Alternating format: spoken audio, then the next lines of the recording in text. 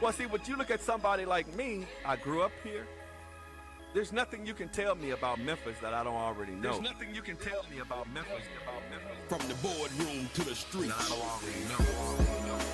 With Mike from Mmephis, man. Together, we can fix things. Really? When you say, I want to be treated fairly, and I want a voice. Yeah. I want He saw things weren't fair, so he chose to run for mayor. You get up and do something when you really care. It's Mmephis 360. I'm with you. In the meantime, It's Mmephis 360. in the meantime, in between time, we got folks shooting people up out the frame. Anybody said a word. We've become Man. accustomed to people dying in this city. Yeah. It's Mmephis 360. Turning the TV on and the news and see our loved ones and see young people that are out of control. And now see, okay. We talk about incarceration. We talk about the youth. We talk about giving them the ability. We talk about investing in young people and investing in the community. See, I hate ignorance. I hate when people make decisions about things and they make statements and they haven't done their research. How can you fix the problem when you don't even know what the problem is? We need some help in this city. It's Mmephis 360. See, I hate ignorance. It's Mmephis 360. Man.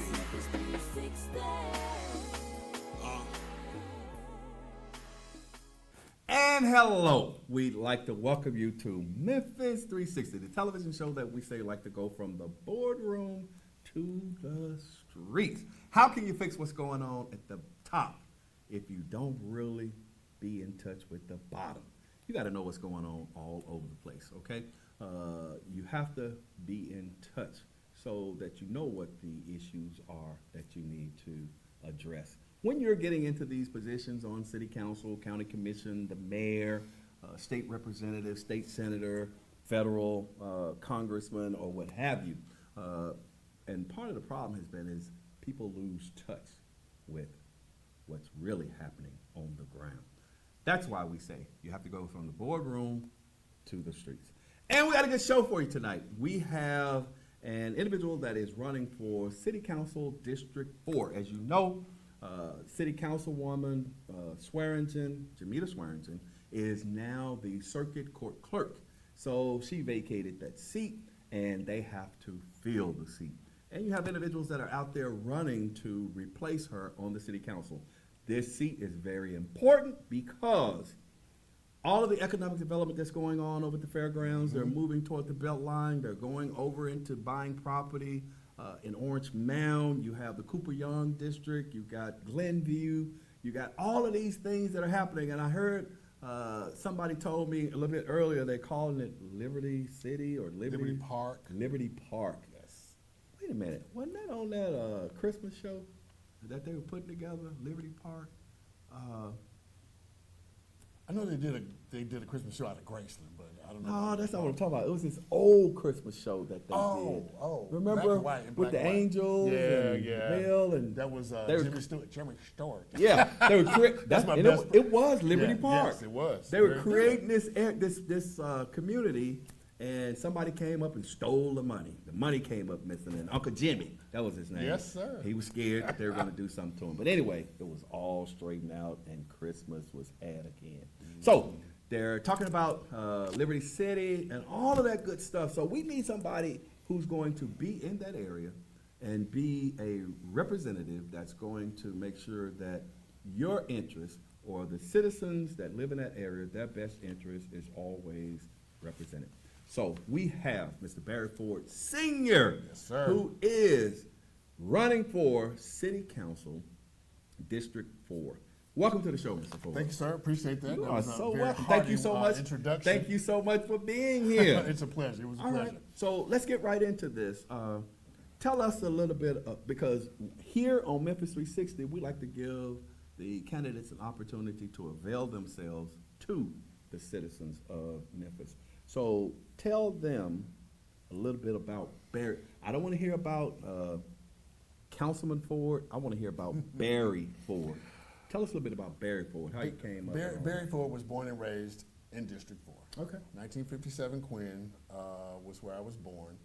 I live in District 4, obviously, a block away over on Parkway from where I was born. Wow. I have wonderful ties with my neighbors in Glenview and Castelia, Barksdale, Edgewood.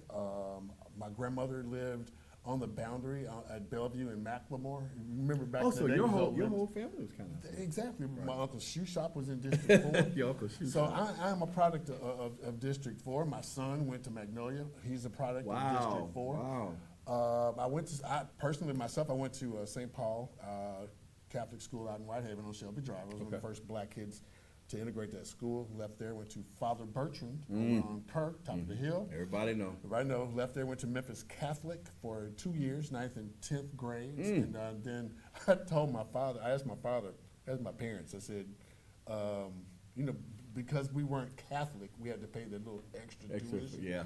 So I approached him like this: Dad, wouldn't it be nice for you not to have to pay tuition? Because I wanted to meet some other kids outside of the, it's been the same kids from first grade through 10th grade. So I talked them into letting me go to Central. I thought I was going to have an easy ride, of course, because I came from a private school network. They put me into I had an advanced bathroom. It was everything was advanced. So I graduated from the high school, Memphis Central. I have an issue with that the high school thing. I'm not gonna let you get away with that one, but go ahead. Okay, so I left there. I graduated in the class of '80, the great class of 1980. Went on to attend college at Lambeth University up in Jackson on a full music scholarship. I left there, went to the University of Southern Mississippi for all the reasons you go to college in Hattiesburg, Mississippi. Stayed there until I joined the Navy. Went to boot camp in Orlando, Florida, which the entire base has been leveled and it's just a neighborhood. Really? Yeah, it's all gone. Wow. So I went to A school, graduated at the top of my class in Naval Administrative A school in Naval Air Station Meridian. My first assignment was aboard the USS Point Loma. We were stationed in San Diego, 32nd Street Naval Base in San Diego. Did 4 years there, left there. So did y'all go out on those floats? Oh God, yeah. We went back and forth. We went to Alaska, Adak, Alaska. We had the Navy at the time had a naval station there, so we went back and forth shuttling supplies up there. We were a submarine tender, and we were the Trident missile program's testing platform. So when a submarine downrange shot a test missile off, we were the tracking system that they had in place. We were under the Commander-in-Chief United States Pacific Fleet out of Pearl Harbor.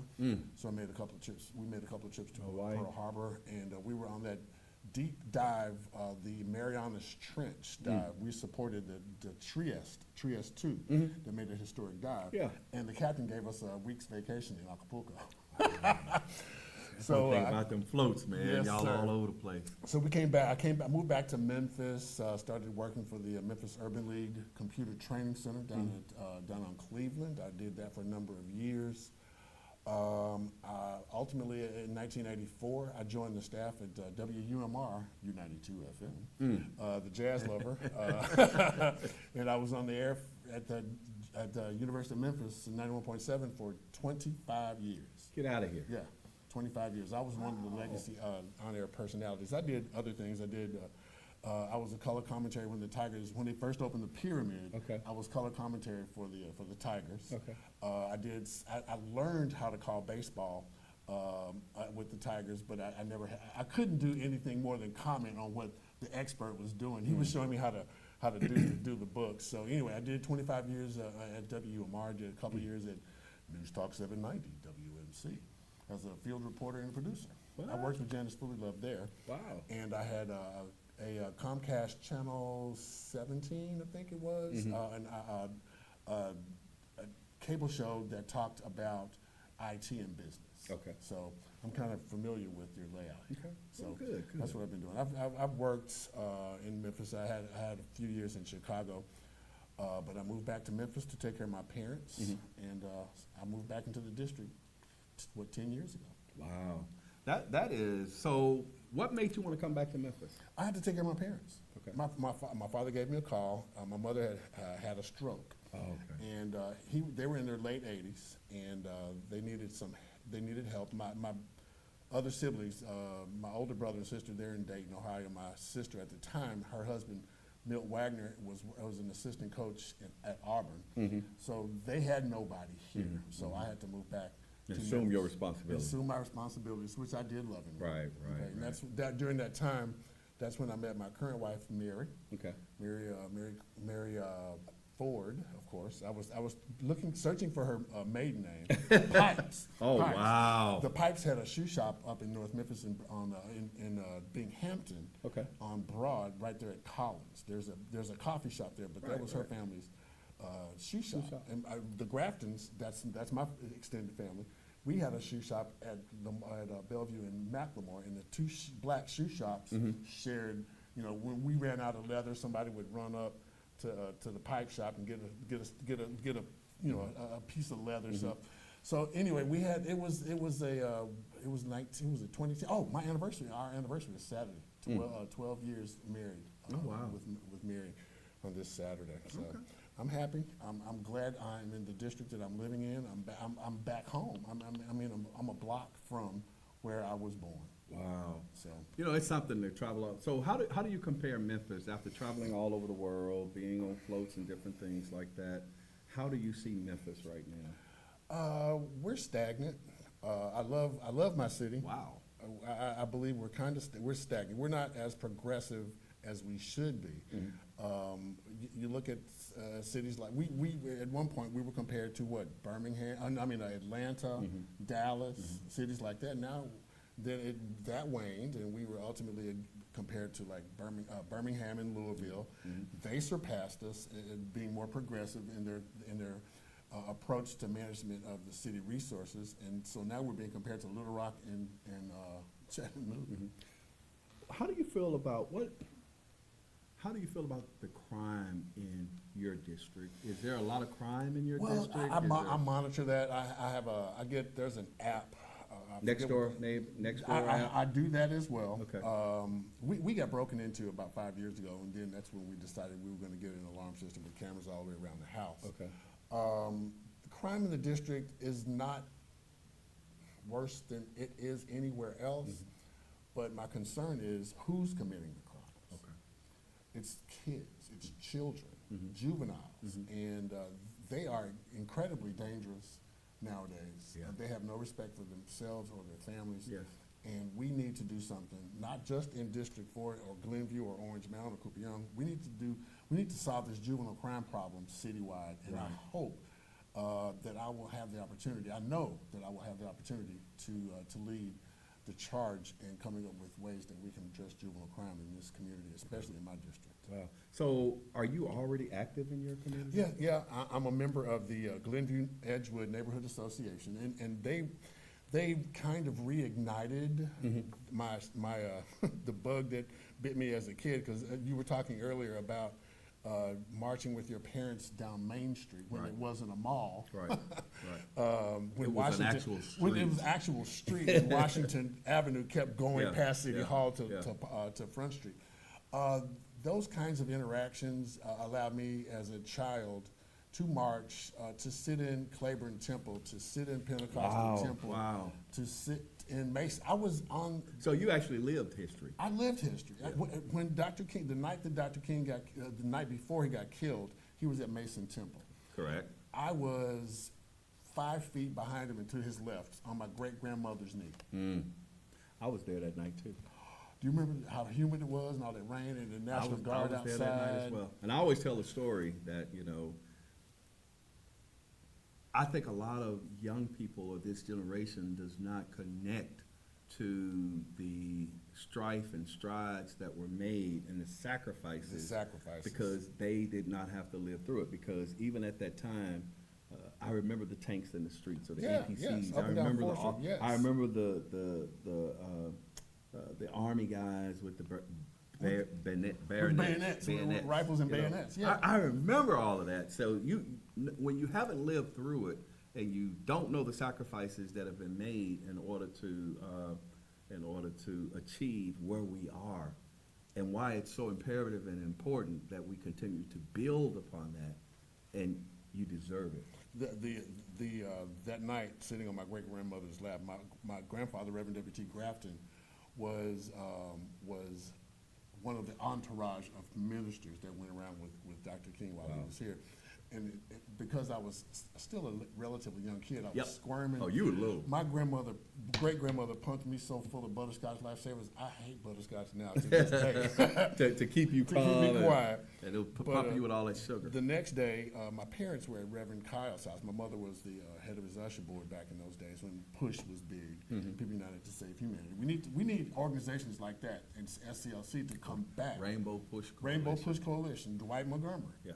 Was one of the leaders back in the early 70s with that movement. But my parents were at Reverend Billy Cowell's house waiting for Dr. King to show up from the Lorraine Motel when they got the news. So I've been a witness to history in this city.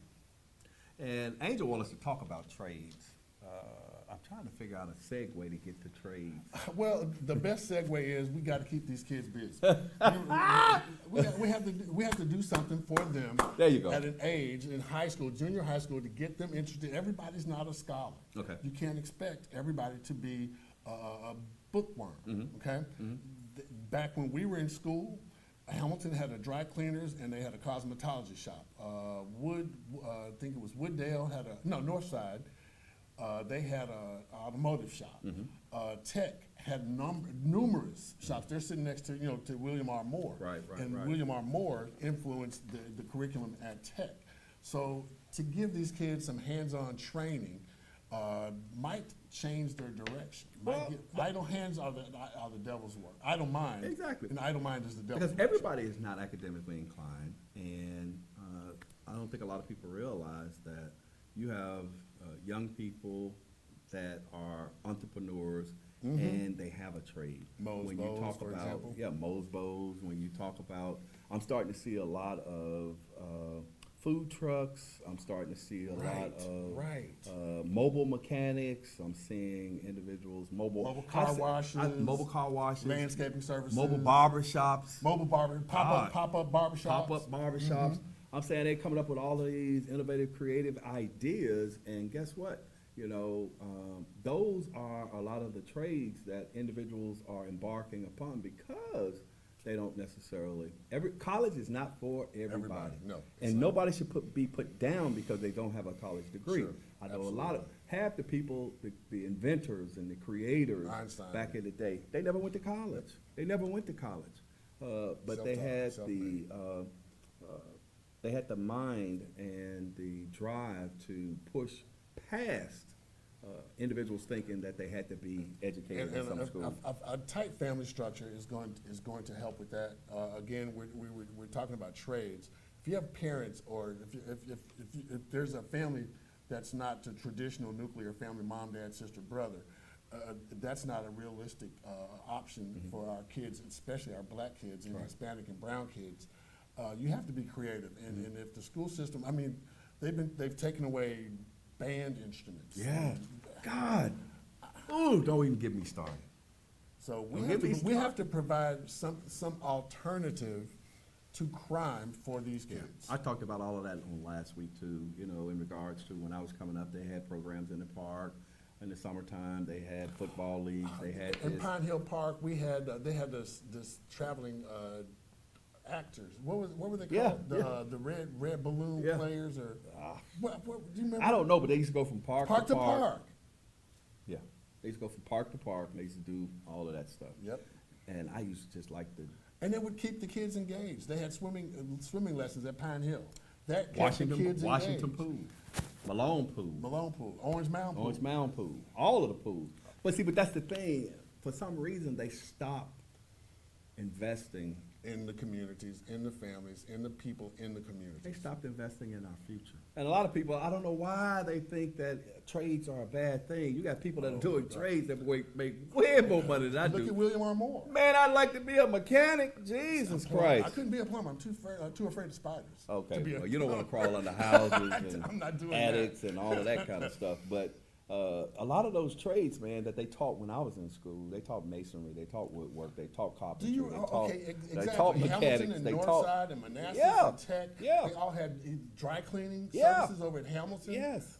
Memphis Catholic, we had a woodworking shop. So the trades are I'm not sure if they're completely gone from the school system, but you don't hear about I that. think they've separated them from mainstream school systems, that's a and I shame. think they That's a have shame. like That's a shame. areas or schools to whereas if they find that you come from an area of disparity or whatever, then they'll allow you the ability to go to some of those schools. I know right over there off of Horn Lake and Levi. Right. There's a school School, over yeah, there. yeah. I can't remember the name of it, but I went over there and spoke to the young people several times, and You're a good guy. and it's wonderful just to see a lot of individuals, because everybody is not academically inclined. Exactly. Exactly. You can't expect that. That's not their thing. That's not realistic But they're to good at expect working that. with their hands. Sure. They're good at being able to assemble and put things together and all of that. So, okay, so you went to all of these schools in the city of Memphis. You went and did your time in the military, and thank you so much for your service. Thank you for your service as well. Definitely. Also, thank you for your service to this community as a Memphis police officer. Well, thank you. That's a job that has its share of risks. Yeah, And, buddy. The fact that you were on the job and doing what you did, you literally gave back. As you were protecting the community, you were giving back. And Man, that's- every time I that's read not- up on Speedy Corner,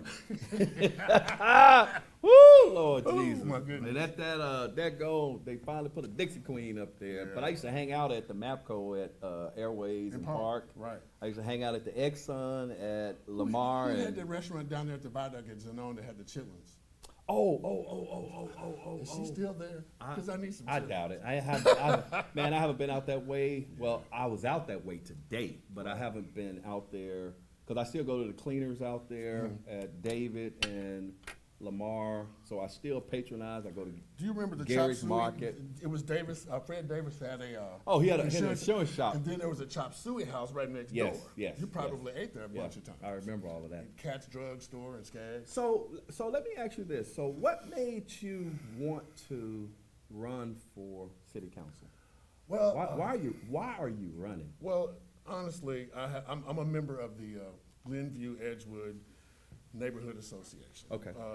As you know, there are multiple neighborhood associations in this community, and there are a number of very active neighborhood associations in District 4, Cooper Young, Cherokee Heights, and ours. Okay. And prior to COVID, when we were having regular meetings up at the Glenview Community Center, I got involved in helping people with their problems with, a senior would have a house that needed a paint job. And so we would get together as neighbors and go over to that house and paint. Paint the house. Yeah, paint the house. Somebody Wow. needed a grass cut, we would do that. If we needed something to enhance the neighborhood at all, like we're having a yard sale is it this weekend or next weekend? I have to look on my Facebook page. But that got me back into community service at the level that I felt like I could make a difference. Like you, when I was a young man, my parents walked up and down Main Street with Dr. King. Yes. My mother was Billy Kyle's head of their usher department at Monumental. So I had the opportunities to meet Dr. King, Ralph Abernathy, Right. and all those people. The house that I'm living in now, Dr. Julian Atkins' old house, he was the guy that went to the airport to pick up Dr. King. Dr. King, yeah. So I've been involved. Maxine Smith and Maxine and Vasco Smith, they were like family to me. I was always in their houses. Every Christmas we were there. So I've had the community service bug, the public service bug on me for Right. a long time. Right. And what better chance, what better opportunity than now to show to my neighbors that I care and that I can provide services and solutions, Right. and offer up solutions Well, to the problems that they have. I'm already liking a lot of what I'm hearing because I'm one of those ones that feel, and this is just Mike Williams talking, I'm one of those ones that feel, that you have to have given service to know how to provide Provide, service. yeah. You know what I'm Yeah, saying? yeah. It's kind of like, how are you going to tell me, or how are you going to have stewardship over taking care of me if you haven't really done the work? You know, I In the find that community, those right. in the community, and I find that those that have actually done the work in the community, and you touch it, you feel it, you smell it, you out there in it, you're dealing with it every day. People are already calling your house. Right. People are already they dealing with really you. They really are. Yeah. One of my primary and biggest mentors is Professor David L. Acey. Executive Dr. Director. Acey. Dr. Acey and, Yeah. and his wife, my wife Mary pronounces her name Yvonne B. Acey. She says it like that. But they've been a big part of my life for Okay. the last 30 years. And he's taught me what I know about how to present yourself to the people as a servant leader. Okay. And I've learned from watching him work and when he was at the University of Memphis as a professor, being the executive director for the largest African festival in this country. He's taught me the skills that I think I have, that I can provide services for those people like Mr. Rogers that call and are frustrated with the current level of services that they're not receiving from the city of Memphis. Well, but the thing is, man, for me, a lot of that is innate. You know, I understand you say Dr. AC taught you that, but a lot of it's innate. It's within us. Yeah, it's absolutely. You understand what I'm good. saying? Yeah. When you We're give military. service, yeah, And we serve our country. It's innate that you avail yourself to the citizens, to the people. You try to provide selfless service as opposed to selfish service, in that you're looking for something in return. It's kind of like, as my community does better, as we grow and we become the great city that we should be, we can be. I remember we his comment used to about be. Nashville. You know what I'm saying? We used to be. As we rise to that greatness, then it just makes my life better. And you know what? And there's a level of frustration for me. We used to be compared to Dallas, Yes. Atlanta. So then we got that they passed us. So then we were compared to Birmingham, and Louisville, Which are smaller cities. Smaller cities. Yeah. They're much more progressive than us. Yeah. They've moved on past. Now we're being it used to Charlotte, North Carolina. Yes. Now we're being compared to Knoxville, Chattanooga, and Little Rock. And they're on the fast track toward progressive growth Yes. that doesn't leave the community behind. Yes. So at some point, someone has to stand up for not only my district, but the surrounding districts to take a stand and not take the discrimination in basic city services that goes on in all over the neighborhoods. Okay. So we are talking to Mr. Barry Ford Sr. He is running for Memphis City Council District 4. That seat has been vacated by Jamita Swearingen, and he wants to be your next I do. city council person. I do. The number to call is 901-244-6874, 901-244-6874, if you have any questions for Mr. Ford. Come on now.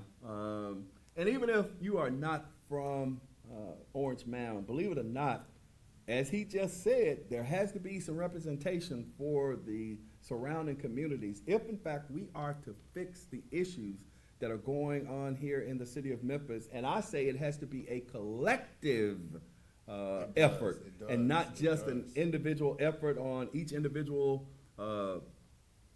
city council person's part, but collectively. You know, I'm starting to see some things that happen with the county commission right now, man. We got like 8 females. Erica Sugarman. Oh, we got like 8 females on the county Yeah. commission, and Yeah. they're doing things different. Yes, they are. I'm already seeing it, and I'm sitting here going, Change is good. wow. Change is good. I'm sitting Change here is going, wow. Yeah. You know what I mean? It's Yeah. like, wait a minute, let's break this down for me. Right. You know, I know everybody, a lot of people have been attacking Clerk Halbert in regards to her operations that's of the Shelby County Clerk's office. And people have been attacking her, and there were politicians attacking her. But I see what the county commission did. For those of you that don't know, Yeah. and you know, it's hard sometimes when you have to tell the truth. People don't want to hear the truth. a lot of times. They want you to sugarcoat it. They want you to lie to them. They want you to tell them, oh, What they everything's wanna going to be hear. fine. Yeah. Everything's okay. You need to trust everybody because we love.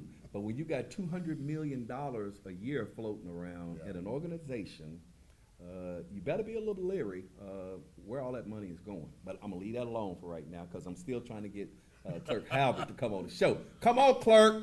Yeah. Come on, talk to me and chop it up. And I say that laughingly because she never has a problem with coming on, and she always comes on and talk to me. She's a good person. But I say all of that to say I am seeing how they, the new commission as opposed to the old commission, is handling that situation. She been standing up there for the longest saying, I need more people. I need better facilities. And I'm like, is this falling on deaf ears? Yeah, it has been, I think. But what I saw that the new commission has said, we're going to give you money for more people. We're going to improve the facilities, which they should have done anyway. When you got all of this stuff going on, but you have a facility, you can only have 9 people in there at one time? Yeah. Come on. You know what I mean? I mean, we understand that COVID has had a lot to do with the reduction in a number of customers that they could work on at one time. Well, no, but that's not even it. Not anymore. It wasn't even that. Now, currently, when you talk about square footage and how many people can be in a space, not because of COVID, but because of, what do you call it, regulatory guidelines when it comes to Code enforcement. all code those things. enforcement. Yeah. You still can't have that many people in there Sure. because a lot of those things are just storefronts. Sure. They have this little lobby, they got a window, and you go up to the window, and most of that space back there is for storage of license plates, what have you, and, for them to operate. So the problem has been is that just like you were talking about, Atlanta surpassed us, Nashville surpassed us, Birmingham surpassed us, Louisville surpassed us, because for some reason we have not invested in the people. And you know what? If you look at our skyline, and I say this, Stop that, man! Look at Like our when you come from, Well, you know, if you look at it from anywhere. when you're coming across the bridge, the new bridge, Interstate 40. Yeah. I would like to see Hernando de Soto's name taken off that bridge at some point because people don't know who he is, and he was not a nice guy. Okay. But that's another topic. Coming across that bridge, if you're in a vehicle, if you're in a truck, you're coming out of Arkansas, and you see our skyline from a distance, it's kind of, neat looking. It's got these unusual buildings with the little, remember Diane's at the top of the 100 North Main building, but when you get close, you can see that the Steric building is vacant, and it's been sitting vacant for 30 years. The 100 North Main building has been sitting vacant. I grew up playing in that building because my mother worked in there at one point. There was a swimming pool. They had a Japanese garden on the roof. Wow. I used to DJ parties on the top floor. The Tennessee Club was in there. If you look at that building now, all of the windows around the top, the restaurant that's at the top, are blown out. The building has been set ablaze a couple of times. There are people transiting. A lot of vagrants in A lot of there. vagrants in there, homeless people that have a shelter right down the street, a great shelter that I volunteer with and provide help for. But you look at the skyline of a city like Louisville, they have brand new. They're not trying to compete with Chicago, but you can look at their skyline. You look at Nashville's skyline. You look at Birmingham's skyline, and you can see the progressive thought that went into doing what they had to do to make that skyline, to make that city more of Appealing.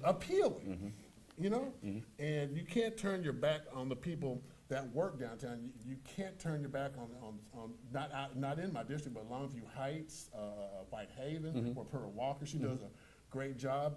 The mayor of Whitehaven, Hazel Moore. She's out there doing a great job. Cardell Orrin up on the north side. People like that are doing a great job.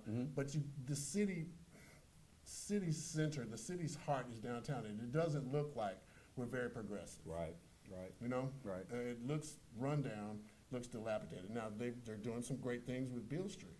Beale Street looks fantastic. I love the South Main Historic District. But when you can't protect it, and you got people breaking into cars, and you got people getting shot, and you got that's a whole. Okay. Hold on, they come here for the NBA playoffs. We are like moving in the NBA playoffs, and the Minnesota Timberwolves. Some of their staff get robbed. Robbed. Anyway, so what do you think? What you become the representative for the Orange Mound District 4, Orange Mound, Glenview, Cooper Young, because there's a lot of movement in that area. Yeah, Because, like I there said, they're exactly redoing the is. fairground, Cooper Young Festival. They redid a lot of the stuff. They call that over there on Liberty Young. Park now. Oh, Liberty Park. Liberty Park. Now, Okay. the University of Memphis Tigers play in my district. Oh, wow. That's Tiger Lane. Oh, wow. That's in my district. Oh, wow. So that's why it's very important. That's why it's important Yeah. to know where you live, who your representatives are. So if you have some concerns about, say, for lack of a better argument, parking, for example, for years when we used to go to the fairgrounds, we used to park up and down Nelson and York, Yep, Young. yep. It's not safe to do that anymore. Yeah. So I'm glad that they're developing the apartments and the retail and the commercial projects that they're doing over in what's called now, again, Liberty Park, from the sportsplex across from the Coliseum all the way down Early Maxwell to Central. My concern, though, and I'm on the Coliseum Coalition, is the Coliseum. Okay. That's a historic building. Man, look, And that's in my look, you just district. got me, bro. You just got me. Look. Roller derby, You just got me. The Rock started here. Let me tell you something. In that building. I hate, and I have nothing against Mississippi. Well, that's a whole nother story. But I do not like going down to the Lander Center No, to have I to don't, listen to a band. I used to go to Coliseum to see Taste of Honey. I used to go to Coliseum to see Rick James, Frankie Beverly, Barcades Maze, open for Cameo, man, opening for everybody, Rick James, everybody, Earth, Wind, everybody, and Fire. everybody. Some rock bands, Rush, Yeah, Queen. Queen. Cause I like rock too. I'm a classic Hell, I like rock some guy. country and western. I do too. You know what I'm saying? I like this new country. So why we can't? Oh man, they got country They rap got now. they got country rap. They got country They got rap. black kids that are singing country music. Yes, and it's beautiful. I mean, they're delving into it. So why we can't? And it's a shame a city our size does not have a venue for something like that.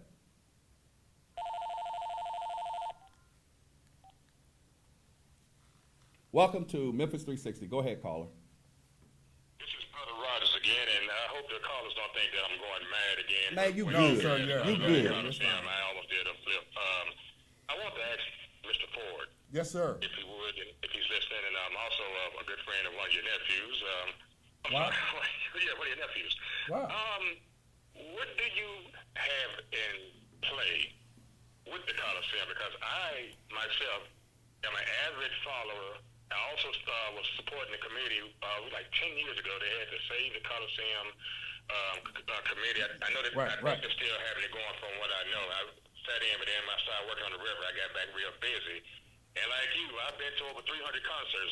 My first concert was the Barcades in Quick. I've seen a Jackson twice. Yep. I've seen many concerts, and I would love to see somebody in office finally Yes. get in. I know An advocate. An advocate. And I know that it's a lot of politics though, but you think by chance somebody that might come along and we probably can have a person in office that can do this, because like Brother Williams saying, I too am tired of going to that Atlanta Center. I would not go to the Atlanta Center. I usually go out of town because the traffic is horrible there, and I'm not really Getting in and out. Yes. also too. But I like to let you know in advance that you have a vote. Oh, thank you, Mr. Rogers. Wow. And if you could tell 10 other people what you think about me, and that you feel like I can make a difference and provide leadership that listens and offers up solutions, I would appreciate that. Hey, Mr. Rogers, but I also, Yes, sir. you know me, I'm straight up. Yes, sir. I'm going to tell Mr. Ford right here today that if you don't live up, when you get elected, if you don't live up to Come what get you me, pull do, my coattails. I'm not going to pull you. I'm not only going to pull your coattail. I'm going to drag you down through that. I am. You know what I mean? Yeah. You know, I'm You're being right. I'm being You're nice right. today, but you You're know right. me. You're right. You're right. You You're know right. me. You're right. I'll be out here dragging you down through that, brother, because it's kind of like, you know, when you say you're going to do something, and I know that as a member of the city council, you're only one vote of 13. So that's never been an issue for me. But I do watch everything that you do, how you support your community, how you put forth initiatives that you have said you were going Whether to do. they're going to pass whether or they're not. going to pass it or See, not. that's what people do. Yeah. Well, let me not say that's what people do. Well, then you got to But- get up there and schmooze with some of them other folks. So some of them initiatives they want, you know. Well, Mr. Rogers, I heard politics. your phone call earlier. I was standing offset, not far away, and you made some very valid points. I appreciate your passion and your compassion for your district, and I want to thank you again for your support and for your vote. Is there anything that you need that I can do once I get sworn in November? What can I do for you? Don't claim that thing. Yeah, Like I told Justin Ford, you know. that's my cousin, man. I'm very Distant good friends cousin, but with that's him. my boy. Yeah, I'm very good friends with him. He's a fine young man, you know, and, Yes, and he is. we all are very good fond of the Fords.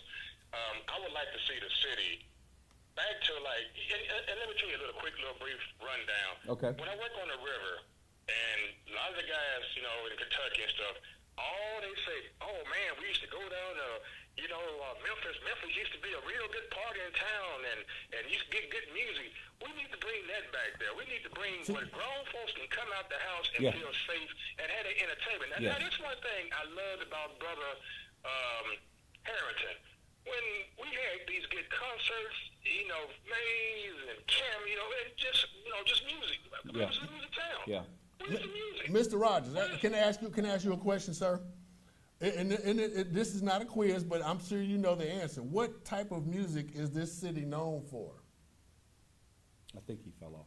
Oh goodness. Okay. Call back The Mr. blues. Rogers if you can. The answer is the blues. Yeah. And if you go down onto Beale Street, where the blues effectively was born, There is no blues. There is no blues. There is no There are, whatever it is. Yeah. There are no blues on Beale Street. It's mostly R&B. It's mostly R&B and Yeah. rock and roll, which Yeah. is fine, and I support. I'm a musician. I'm a professional drummer. I saw that. Yeah, You know I'm a man. drummer. Man, I used to play Give me a it. paradiddle. I used to play it. Yeah, I got a setup at the house right now. Man, look. I was first snare, man, at Manassas High I School. was first snare for The, Memphis Catholic High School Major Red Band that tore a hole. Man, Me and Harold Collins. Harold Collins was my second snare. He was a drummer? Yes, at Memphis Catholic with me. wonder. We took trophies, man. We weren't playing. Man, I played I at the- introduced the hi-hat. I played to in Major Switzerland, the Stadthalle in Germany, all over Europe. Well, I played professionally in Houston when I was living down there briefly with Milton Hopkins. He used to be B.B. King's music director back in the day. So I played with him. That was my first professional experience as a musician. I was one of the founding members of the Angelic Voices of Faith. Oh, yeah, I remember them on too. drums. I donated they got their first drum set from me. Okay. So you said you're on the, I used to be out there, believe it or not, when they had Jerry Lawler, who was an advocate. I got the T-shirts. I was out there for every I used to have I kept Save my the ticket Coliseum stubs. Coalition, Well, all see, of that. even before that, remember Jerry Lawler. I met Jerry Lawler recently, and he's a great guy. He says I met him at the Chicken Salad Chick over on Poplar Perkins. He said, "Well, Barry, if I was in your neighborhood, if I lived in your district, I would support you." So he's a really great guy. His heart is Memphis. He may have done other things with WWF, whatever, but when it comes down to it, he's a Memphian. He loves this city. He loves that Coliseum. He loves that fairgrounds community. Oh, yes. Okay. Remember when Because they used to wrestle at the Coliseum all the Coliseum. time, and then they were talking about also making it a wrestling museum. Let's see. Okay. It was. They had a lot of plans We could trying do to that. save the Coliseum. There are monies out there. There are foundations out there. Mr. Rogers was talking about music, and the Look, Coliseum I don't- can lend itself to a number of things. Mr. Ford, I don't want to hear it. And I'm gonna tell you why I don't want to hear it. See, just like what you just said, I think at one point, Mayor Strickland them said it was gonna take about $65 million to retrofit the Coliseum because you gotta go in and tear out all Oh, of sure, the whatever. Sure. I just saw at the city council, they were talking about giving $95 million to the Carlisles. Chase Carlisle. Yeah. And I ain't against it. I'm not against Hold on. the Let me progress. tell you this. For one bill, because they're still trying to do one bill. Now, I'm not against that. Knock yourself out. Go and give it to him. But see, that's one man. That's one organization. But when you have a lot of citizens in the city of Memphis that are attached to the Coliseum, give us that. Give us Charles. something that we want. Exactly. You're using my tax dollars. You're giving my tax dollars To the Carlisle. and I want to say something about it. And Mr. we gotta Carlisle, have- let me we say have this to have a again. say. We have to have a say. I ain't mad at you because I think one bill may be good for the city. But don't always let those special interest groups get what they want. Every time. And the citizens can't get what we want, especially when you're utilizing our tax dollars. Do you Go know, ahead, Do sir. you know Charles Chooch Pickard? I know Chooch. He's one of my I partners. ask Chooch, do he know me? Oh, I will I know call him Chooch. as soon as we leave here. Me and Chooch Chooch have been on the show before. He's a big advocate of the Coliseum. Yes. You know, he offered. I had a fundraiser in Cooper Young at J. Etkin. I want to say J. Etkin. Go visit the J. Etkin Gallery in Cooper Young. It's a beautiful gallery, and it has historic pictures of the black community and an exhibit about the Cotton Carnival and stuff. Right. But Chooch, he came by and he said, as we were talking, that he asked me, did I want to go inside and take a tour of the Coliseum? I said, yes, sir. Yeah. I haven't been in there since whatever the last concert was. But the thing is, Might have been Frankie Bell and Mays. oh God, were you there? Yeah. Yes, I was. So, you know, again, to Mr. Rogers' point, that we have issues, well, I'm not going to use the word issues. We have the Grizzlies, and the Grizzlies have this agreement that I haven't studied it, and I don't know the finer points of it, but there's a first right of refusal. Is that the Yes, right way it to is. put it? It is. So if we did open that, redevelop the Coliseum for music and or wrestling purposes, and maybe a wrestling museum with a concert venue, if it's a nonprofit effort, if we could just somehow get the monies together and do some fundraising, some philanthropic, maybe tied up to St. Jude, there are creative ways that we could save that Coliseum and make everybody happy. Now, the Zip and Pippin left Oh, Memphis. yeah. That was a waste. Yeah. Now that they could have put that Zip and Pippin, they could have restored it and kept it here. Steve Morrow, our current district attorney, good friend of mine, he led the advocacy to save Liberty Land back in the day. I have a piece of the. Now they're talking about bringing a water park in. Did you hear that? No. Yeah, they're talking about bringing a water Jared park. Price is another guy. I know that's Jared. on top. Jared's a friend Price. of mine, too. He's a great guy. Yeah. He's a visionary person. Those are the kinds of people that I want to tap into Right. with their ideas. And Mr. Rogers, I want to keep him on speed dial because I like what he's saying. But we have to, like you said earlier in your monologue, it's time to stop meeting. Yeah. I went to the Crime Commission meeting. My friend Sheriff Floyd Bonner was there. Was that the one at First Baptist Yeah, Broad? First Baptist. I was right there. I was there. I didn't see you. I was there. Did you hear me ask Well, that question? I popped in right before I came to do the show. Well, the thing is, I asked a question. The question was, what was the role that community organizations such as, say, the Glenview Neighborhood Association, the Cooper Young Association, how can we help with this?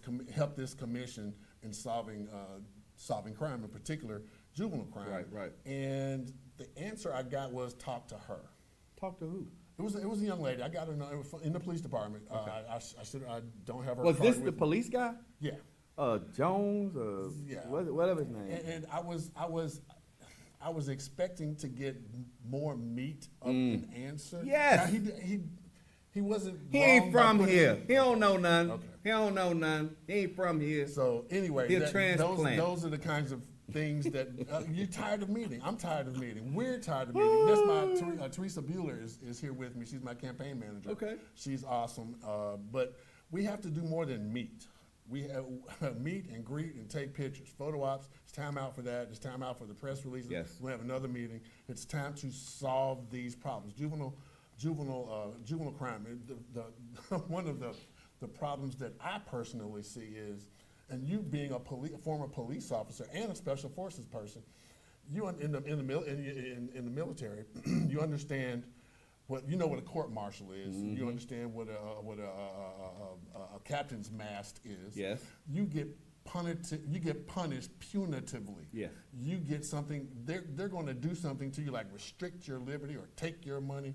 That's going to hurt. That's Yes. going to sting. Right. If you can't leave the ship for 3 months, Mike, that stings. I know that's right. If you get half your paycheck reduced and you got an apartment off base with your wife and you can't come home, that stings. These kids are going to jail at the juvenile court. Where's the process? Is it the jail is in the center. Is the jail on Adams, the juvenile jail? Oh, juvenile court. Juvenile court, is the jail, is the detention facility on that property? Yes. That's a place where gangs initiate their incoming. It's not difficult. They look forward to going to jail as a rite of passage, as Yes. a man in the hood. Yeah. Jail for these kids needs to be difficult. They need to feel like they're Ooh, in stop. jail. Wait a minute. We don't want to hurt these. We don't want to put these kids through no pain and suffering. Get up at 5 o'clock in the morning. We're gonna do some exercises. We're gonna march. We're gonna go to class. Talking about like We're a gonna boot camp. Make it like. You talking about a boot camp? Make it like a Look, boot camp. you talking right up my alley. That's- But you're gonna have some people that, because don't get me wrong, you know, there was this big deal about black kids. You know, there was a disparity. The Justice Department came in to say that, you know, black kids were being more affected within the juvenile justice system here in the city of Memphis.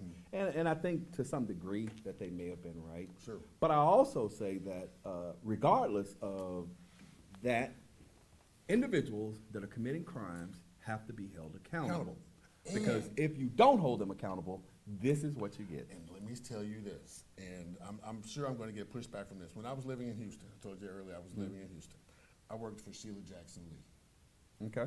when she was on city council, before she became a congressman. I was one of her aides. Harris County was having the kinds of problems with their juveniles that we are now. It was out of control. The majority of their crimes, the violent crimes, especially the firearms, crimes committed with firearms, were committed by people 18, 17, 16, 15 years old. What she did was she passed an ordinance that put some responsibility for what that child did back on the family. It took a few readings and some modifications. Yeah. But the first time it passed, finally. Bob Lanier was the mayor at the time. I'll never forget. We were at his house for I think Carol Mosley Braun came through. She was campaigning at the time, and they had the news on, and the first child that discharged a firearm in the city limits of Houston Harris County got arrested. His mother was then subsequently arrested. Wow. So there are solutions out there. That might be a little strong. That is deep. But you have to, these children are being raised or not being raised. Let me say that. They're not being raised. Half of them are probably, and I don't know this for sure, are raising themselves. I can't believe you said that, Barry. It is what it is. Look, we, we have kids riding around town shooting people. Yeah, we do. That guy drove right past our house. Well, that guy was 19, so he was, Well, I mean, he was an effective adult. He's a baby adult. Yeah, he's a baby adult. He's responsible for himself. He was responsible for himself. Now we can't arrest his mama for that. Nah. But some of these other kids, some of these other problems that we're having, again, Some of these people Juvenile are justice is afraid not- in their own homes, you know.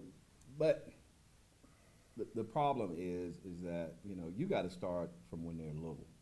You can't wait until they're 14, 15, and 16 and you want to become a parent. raise them up right. You understand what I'm saying? Because now especially boys, are running all over. And when you have so many single parent households. And grandmama and them or auntie. My or your mom big was like sister, 5'1", and she was a terror. and they need to go to church. And she ain't never have to worry about her boys crossing her. My father was my father married he joined Springdale Baptist Church up in North Memphis.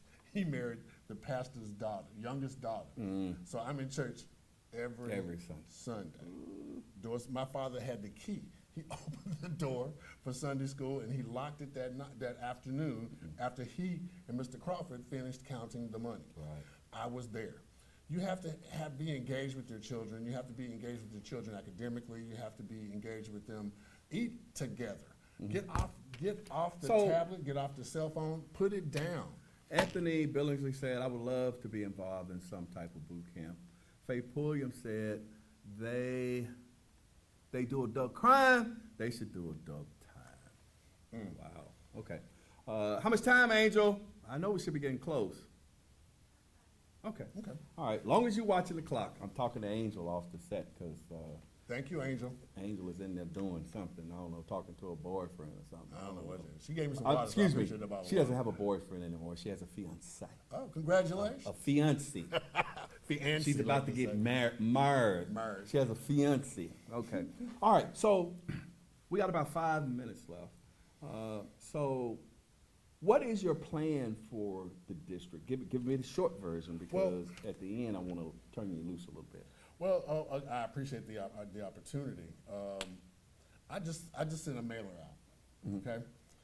And on the mailer, I tell people, as just Memphis City Councilman, I will work for these 4 points: safer streets and neighborhoods, community equality and equity, and blight reduction, sustainable economic development and revitalization, and equity in public works projects, sanitation, and trash pickup. Okay, that's a lot. So break that down for me. All real right, quick. I get calls like we got from Mr. Rogers. Miss Beasley over on Glory Circle. She called me 2 weeks ago. I was at work Okay. up on the 3rd floor. Okay. You know, I know it, in yeah. that building. Right. And she was describing, she said, Mr. Ford, I got your phone number from this, she didn't tell me who she got it from, but I did research on you, sir, and I got your phone number, and I just wanted to call you and ask you, how can you help this community? How can you, she was very specific. She Right, wanted right. to know, she told me how the next door vacant house adjacent to her property had weeds and grass that were going up to 4 and 5 feet tall. Rodents, rats, snakes, bad people. Who knows what was in that property? She was afraid she is afraid to go out of her house at night. By the time she got through discussing with me on the phone her problems with trash pickup, and as well as the other neighbors up and down Glory Circle, she was in tears. She was crying. We had the candidate forum the other day in Orange Mound at Life Changing Ministries. I want to thank them for that, and thank Pearl Walker for doing that. She showed up. Right. Teresa can tell you, she was in tears. At the forum? At the forum, by the time she got through asking her question, Wow. we had to pause to let her collect herself. These problems are simple. You know, I have that mailer and it says this and that and the other. I have to express my what I plan on doing, and Right. that's not all. I Right, whittled right. that down. Right. But the people in my community on that side of the tracks, everybody has different problems. There's crime in Cooper Young. The people are breaking into the businesses and homes, and people getting carjacked. Over in Glenview and Castelia and Barksdale and Edgewood and Bunker Hill, blight. Exactly. You know, there's furniture on the curbs. That's their primary concern. The majority of the phone calls and the engagements that I've had with my neighbors in the district are concerning blight. The second thing is affordable housing. Okay. Because Third- housing is going The, up. the housing is ridiculous. And the third thing is the condition of the roads. Right. I mean, I came here, I came straight down Lamar. I'm ducking and dodging potholes, big as a foot deep. So there are concerns out there that we have yet to address. And I want to be the person, I want to be their advocate, I want to be the servant leader that answers their phone calls, that responds to their emails. I went out, when Miss Barnes called me, after I left the 3rd floor to go home, I drove straight over to her house. And I made a couple of phone calls to people that I knew in the city that could probably get things done quickly. She was expressing her frustration with the 311 system. She's made numerous A lot of people have complaints. expressed their frustration. So I went by and took pictures and I shared them with my friend in Public Works. It wasn't Robert Connect, but it was somebody else. But they just wanted, first of all, they want to be heard. Did they go take care of it? Well, Teresa, they sort of did. Okay. They got tired of the complaints, so they send some guy they had a zero turn to go circle around the yard. It looks terrible. I drove by today. Okay. My campaign, we're going to go ahead and pay for to pay to get that lot cleared up. That's the least I can do. I can't promise that I'm going to be able to do that every time for Right, everybody right, once I'm elected. right. But I will be a dog on getting those kinds of lightweight Well, you know, projects I that the know, city I is know supposed for a to do. fact, city council people are in a position to be able to call and see, and this is the kind of stuff that pisses me off. I know for a fact, city council people or city council persons are able to call Robert Connect and tell Robert Connect to go out there and take care of that problem. Those type of see, and this is what, it just incensed me. I know. Because and I drove through there on the way coming here, and I'm looking around, and I'm seeing trash packs stacked up Lamar on Airway Shopping Center. God. It looks horrible. It looks like It's like, Walking why? It ain't like that out there at Poplar Highland. Hey. What? Hey. Oh, I'm sorry. I'm sorry. I'm not running for anything. Okay. But anyway, we got about my 1 goodness. minute. 1 minute, But Mr. you're right. Ford. You told I want the to truth. thank You you told so the much for truth. coming on to the show, and I want you to look right there in that camera, and I want you to solicit these people's vote. Hello, my name is Barry Ford. I am a lifelong Memphian. I've lived in other places, but I was born in District 4. I think I bring to you the best option that you have in this particular campaign. In this time, we're voting. Early voting starts October. I don't know. I forgot. I'm not in the I forgot. campaign. Anyway, I ain't running. Get out and vote, early vote, or vote at your precinct on November 8th. I would appreciate your vote, and thank you. Thank you. Hey, I want to thank you guys so much for tuning in to Memphis 360, the show that we say we like to go from the boardroom to the streets. I want to thank all of you that tuned in out there in Facebook land. Ms. Lori Booker, I read your comments. Andre Gibson, he said, Wow. hello, Mr. Hello, Ford. hello. Hey, Dre. Double J, and they're talking about affordable housing, just like you Right, said. exactly. And they're talking about adults don't even have to do the time. Why do juveniles think that or expect that they have to do the time? Yeah. Oh, Hey, oh, man, oh, oh. I want you guys to keep on. I want you to get you, involved. thank I want you. you to get involved. I want to thank Mr. Ford for coming on. I want to very thank welcome. Angel for looking at me like, you need to hurry up and get off the air. Yeah. But you know, That's I ain't, all that black you girl know I'm magic. not. You That's know black girl that's that magic. black girl That's that magic black on girl her magic. shirt. But you know I ain't gonna play right. So I want to thank Miss Debbie McClellan from SVP TV Network for all that she do for the community. And don't as forget well. to download the app because I did. Oh, look at that! Download the SVP TV app On so your you can have it on your phone your on store. demand. All right. So until next time we see you, be blessed, be strong, be encouraged, and we'll see you next week. Thank you. Thank y'all. We're gonna make you fall in love. SVPTV.